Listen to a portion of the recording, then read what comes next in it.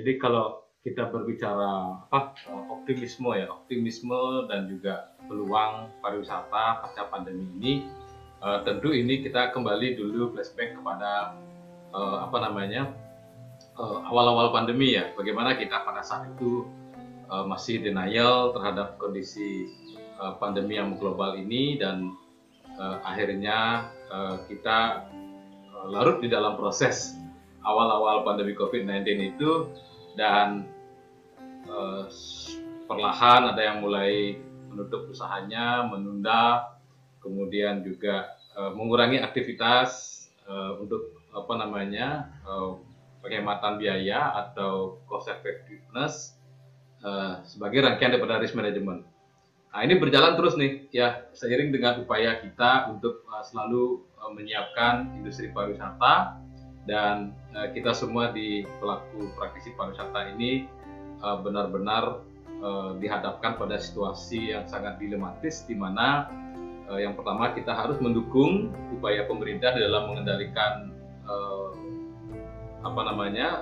penularan COVID-19 yang sangat masif di pertengahan 2020 sampai di 2021 itu banyak sekali rekan-rekan kita yang tidak hanya sakit tapi juga dipanggil Tuhan meninggal ya karena sudah kondisinya tidak bisa untuk dibantu oleh tim medis yang sangat luar biasa sudah berkorban dan berjuang dalam menangani pasien-pasien COVID itu. Nah, sehingga pengalaman itu kalau buruk itu pasti buruk ya, pasti pengalaman buruk, tetapi ini akhirnya menguatkan ya solidaritas kita.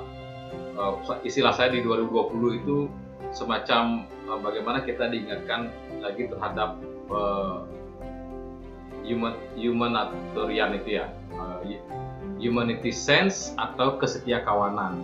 Nah ini yang akhirnya membentuk karakter-karakter kita di seluruh kalau kita bicara Indonesia dan secara makro di dunia ini adalah bagaimana kita akhirnya betul-betul dihadapkan pada situasi bahwa industri pariwisata ini sangat fragile.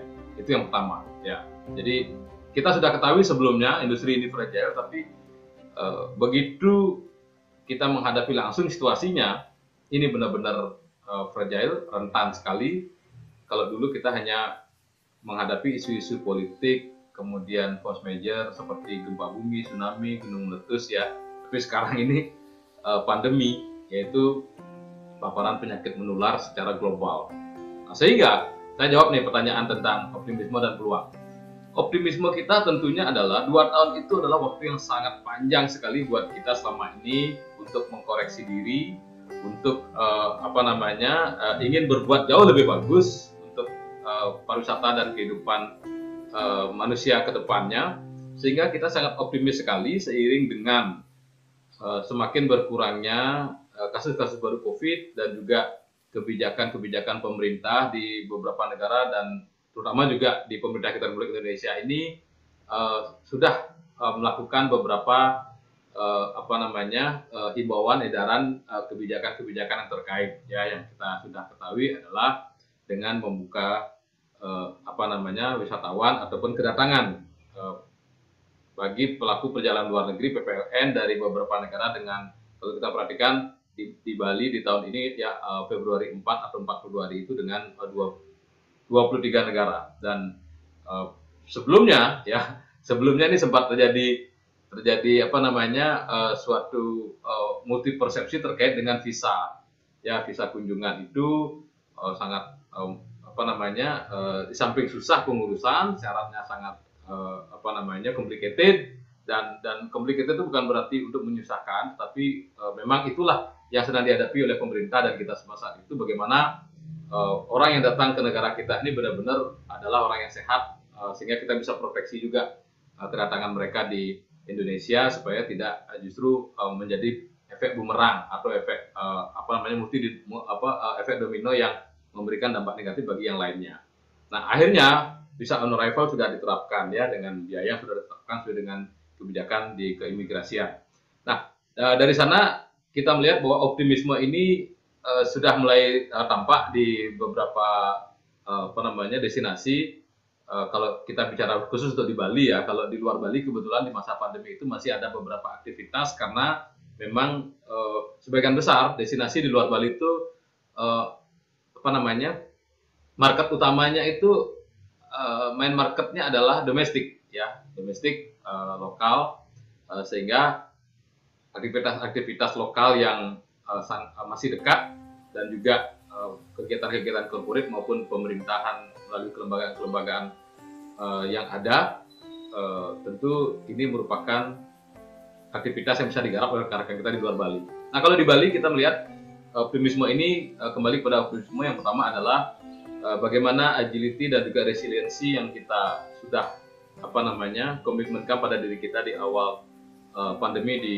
2020 hingga 2021 ini. Kita berjuang bahu-membahu, kemudian kita tidak ingin upaya perjuangan tersebut sia-sia tentunya. Jadi momentum dengan dibukanya kembali destinasi terhadap beberapa negara di dunia ini, 23 negara, dan segera akan bertambah kembali. Ini kita gunakan sebaik-baiknya untuk sesama praktisi ini berkolaborasi. Bagaimana meningkatkan sinergitas kita, soliditas kita untuk mengangkat destinasi ini tidak hanya dari segi popularitas yang sudah kita raih dari beberapa penghargaan khusus untuk Bali ya, penghargaan, kemudian juga pengakuan-pengakuan dari beberapa tokoh bahwa Bali adalah pulau yang sangat indah, Bali adalah surganya dunia, Bali adalah pulau dewata, dan Bali adalah tempat untuk melakukan suatu rejuvenasi dan refreshing yang luar biasa. Bali adalah tempat yang sangat romantis untuk honeymoon, dan seterusnya.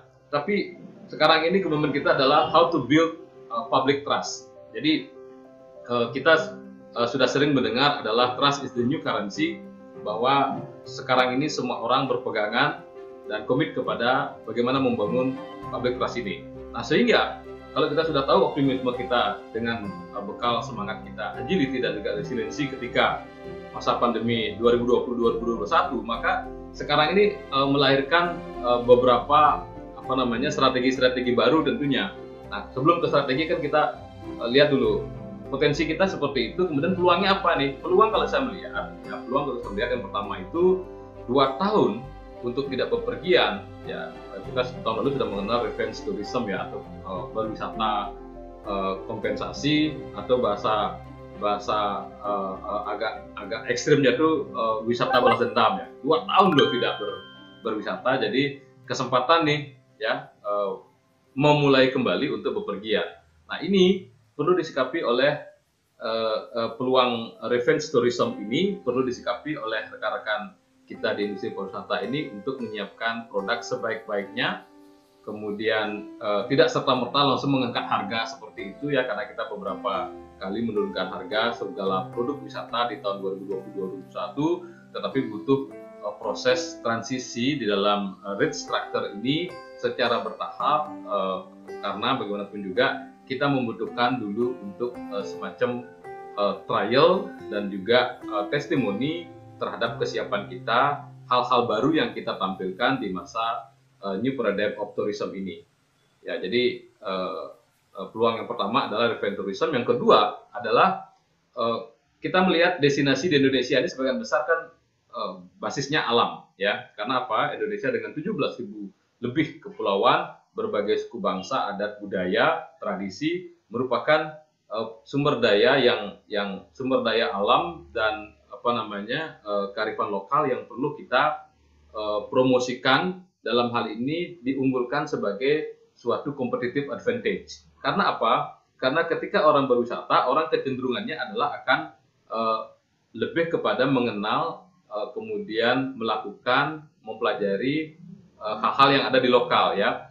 Jadi kita mengenal wisatawan itu akan mendatangi suatu destinasi untuk melihat atau to see, kemudian melakukan sesuatu untuk to do, kemudian mempelajarinya, to learn, dan akhirnya mau tidak mau mereka akan melakukan suatu transaksi ya. Jadi ada buying power di sana, baik untuk menginap, kemudian transaksi untuk makanan dan minuman, cindera mata, aktivitas wisata dan seterusnya. Nah, ini yang perlu kita perhatikan, bahwa peluang sumber daya alam dan sumber daya kearifan lokal kita ini merupakan salah satu bentuk aset yang kita miliki di setiap destinasi untuk menghadapi new paradigm of tourism ini. Ya, kalau kita melihat dari kekhawatiran orang terhadap kebersihan dan kesehatan di masa pandemi ini, maka jawabannya, responsnya adalah pariwisata yang berbasis alam, kemudian wisata eko, kemudian wisata yang memberikan nuansa kesehatan dan kebugaran, dan juga wisata petualangan, karena dibutuhkan suatu aktivitas tidak hanya berwisatanya, tetapi aktivitas